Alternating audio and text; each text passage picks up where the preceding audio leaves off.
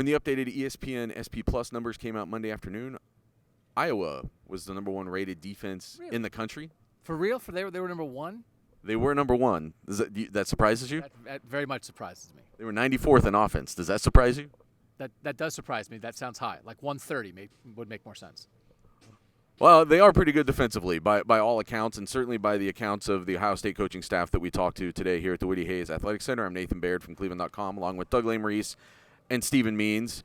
And some of what you heard today, I think, maybe there's always lip service that goes on in weeks like this. Hey, we still got to respect them. Hey, this is some things Iowa does really well, even on offense. They're trying to find ways to not throw, I think, an opponent under the bus.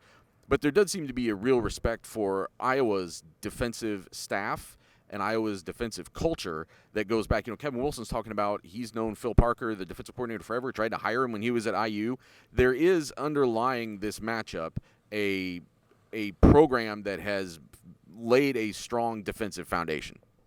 I understand, and I don't want to necessarily say I'm pushing back on any of the things they said today. I kind of agree with them. I just don't know if it matters because no matter how elite your defense is, you can't keep trotting them out there every 5 minutes. It's to stop the best offense in the country, or what might be the best offense in the country. Tennessee might have something to say about that because they're only going to get so many stops. So does that mean it's, 17 to nothing at halftime? Because I don't think I was scoring at all, maybe. But maybe you hold Ohio State for a quarter, maybe a quarter and a half. But eventually, you keep throwing your defense back out there. They're going to get tired. Ohio State's going to start scoring. So, sure, Iowa's got the best defense in the country, but they also might have the worst offense in the country, and that's what matters more in this game.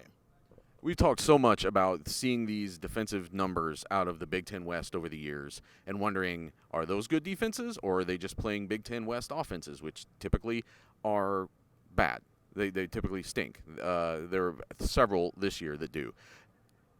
As you kind of analyze this, Doug, do you have a grasp on whether you think this Iowa defense is for real and is one that can challenge Ohio State and interrupt it in a real way? Because no one has since Notre Dame. You've had 5 weeks in a row where Ohio State is just scoring possession after possession after possession until they decide they're done.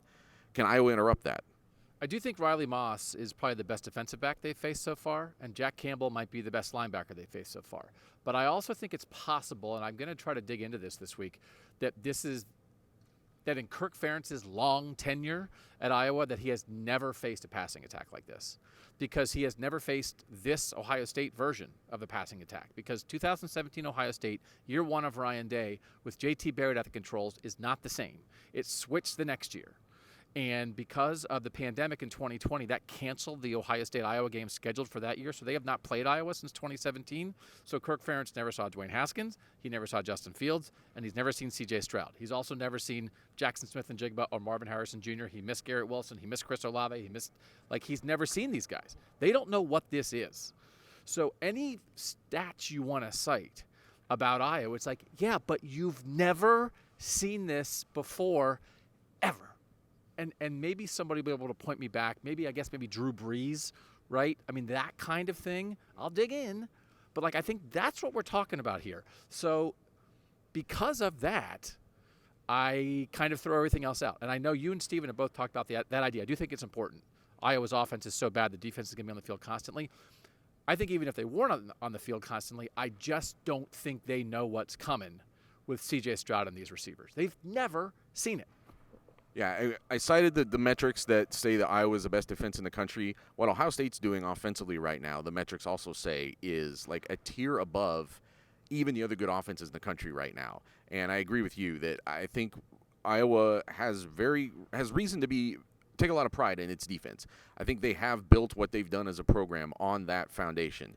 But I don't know that it's going to matter on Saturday. I think it could be kind of an eye-opener, and I think it could be an eye-opener for the Iowa program and the Iowa administration as to what it's going to take to – I think they need matchups like this more often probably to be the measuring stick of what they should be as a program. Wisconsin has had it. Wisconsin has had it out of the West. They make the Big Ten championship game and have to try to get on a field with Ohio State and defend them.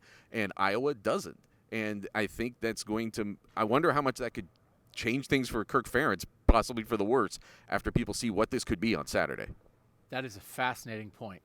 Wisconsin fired Paul Chryst because they've seen what happens when even the best of Wisconsin plays Ohio State. Iowa's never seen that. I get it, but he's also been at Iowa a little bit longer, A lot longer. so they might let him slow die and get through the season. No. Oh, they're not going to fire him on Sunday.